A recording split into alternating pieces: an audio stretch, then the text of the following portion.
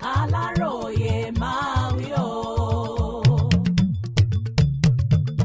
ọ̀nà láti mú àyípadà rere bá Nàìjíríà gẹ́gẹ́ bó ṣe ṣe nípínlẹ̀ Èkó ní Tinubu gùn lé o. Ààrẹ ilẹ̀ Faransé ló sọ bẹ́ẹ̀. Ààrẹ orílẹ̀-èdè France Emmanuel Macron ti ní iṣẹ́ àkànṣe láti yí ilẹ̀ Nàìjíríà padà sí orílẹ̀-èdè tí gbogbo ìlú ń fẹ́ lọ́kàn gẹ́gẹ́ bó ṣe ṣe nípínlẹ̀ Èkó lásìkò tó ń ṣe gómìnà níbẹ̀ ní Tinubu gùn lé báyìí o. Paris tí í ṣe olú ìlú orílẹ̀-èdè náà ni Macron ti sọ̀rọ̀ yìí di mímọ̀ lásìkò ìpàdé àpérò tí wọ́n ṣe lórí bí wọ́n ṣe lè mú kí àjọṣepọ̀ láàrin orílẹ̀-èdè méjèèjì dán mọ́rán sí i. Macron tó òṣùbà káre fún ààrẹ Tinubu lórí àwọn iṣẹ́ ribiribi tó ń ṣe bọ̀ látìgbà tó ti jẹ gómìnà lẹ́kọ̀ọ́ títí dìgbà tó di ààrẹ Nàìjíríà àti gbogbo ìlàkàkà rẹ̀ láti mú ìgbéga bá ètò ààbò láwọn agbègbè orílẹ̀-èdè tó wà lábẹ́ ECOWAS sọ pé orílẹ̀-èdè kan tó lágbára pẹ̀lú àwọn ọ̀dọ́ tí wọ́n ní ẹ̀bùn ní Nàìjíríà. Ọ̀pọ̀lọpọ̀ àwọn ọmọ Nàìjíríà ni wọ́n jẹ́ ọ̀gá tó dá yàtọ̀ lẹ́nu iṣẹ́ tí kálukú wọn ń ṣe. Tinubu borí òfin àwọn ológun ó sì gba òmìnira ẹ̀.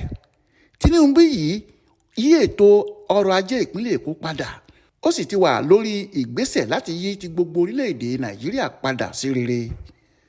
Bákan náà ni ó sọ pé Tinubu ní ipa láti ṣiṣẹ́ takuntakun lẹ́ka okòwò láàrin ilẹ̀ France àtàwọn orílẹ̀-èdè míì tí wọ́n dá ilé-iṣẹ́ sílẹ̀ níbẹ̀ àti pé ilẹ̀ Nàìjíríà ló dáa fún irú àwọn okòwò bẹ́ẹ̀.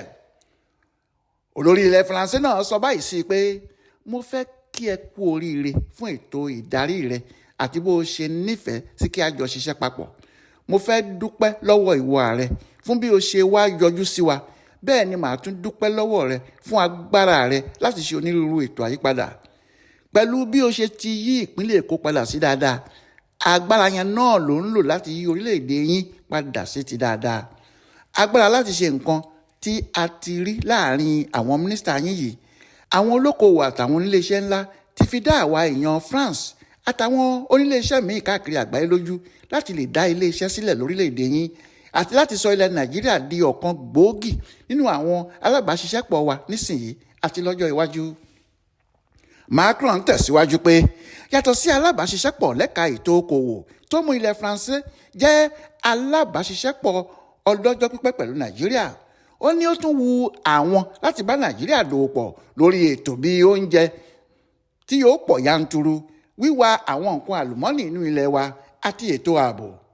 Tinubu tó fi ìdùnnú rẹ̀ hàn sí àjọṣepọ̀ tó fẹ́ bẹ̀rẹ̀ láàrin ilẹ̀ Nàìjíríà àti France sọ pé nǹkan ìwúrí ni pé orílẹ̀-èdè France tí Macron jẹ́ adarí fún fẹ́ ṣiṣẹ́ pọ̀ pẹ̀lú Nàìjíríà.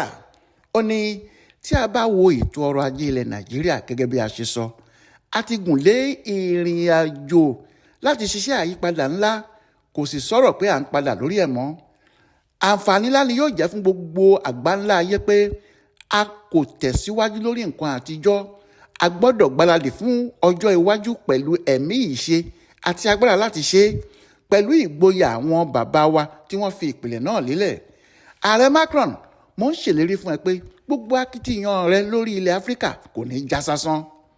Ó ṣílẹ̀kùn rẹ sílẹ̀ gbáyàwó fáwọn ọ̀rẹ́ àti àwọn ọmọ ìyá wa láti dá okòwò sílẹ̀ níbí yìí. Mo ti rí àwọn bíi Aliko Dangote, Ayi Imokwede àti Tony Elumelu níbí. Àwọn ọ̀rẹ́ rẹ ní Nàìjíríà kò sì ní gbàgbé ẹ̀. Ó tún ti wá béèrè Michael Denuga lẹ́ẹ̀kan lọ́wọ́ mi. Ó ṣeun, adúpẹ́.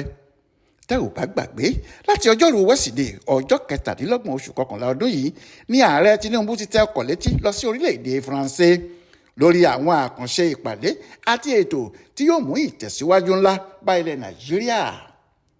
Mọ́nísọ́lá Sàká ló ṣàkójọpọ̀ ìròyìn ọ̀hún fún Aláròyé online television.